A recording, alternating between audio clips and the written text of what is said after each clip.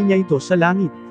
Ipinagkaloob ito sa kanya dahil sa harap ng kanyang napipintong kamatayan, nagpahayag ang kriminal ng pananampalataya kay Jesus at kinilala niya kung sino siya. Lucas 23:42.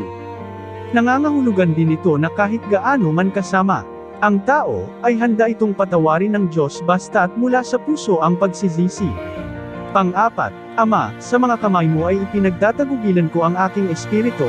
Lucas Kapitulo 23 versikulo 46. Ipinahahayag ng pangungusap na ito ni Jesus na kusang loob niyang ibinibigay ang kanyang kaluluwa at espiritu sa kamay ng Ama.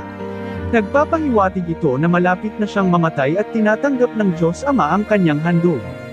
Inihandog niya ang kanyang sarili na walang dungis sa Diyos, Hebreo Kapitulo 9 versikulo 14. Panglima, babae, narito ang iyong anak, at narito ang iyong ina. Nang makita ni Jesus ang kanyang ina na nakatayo malapit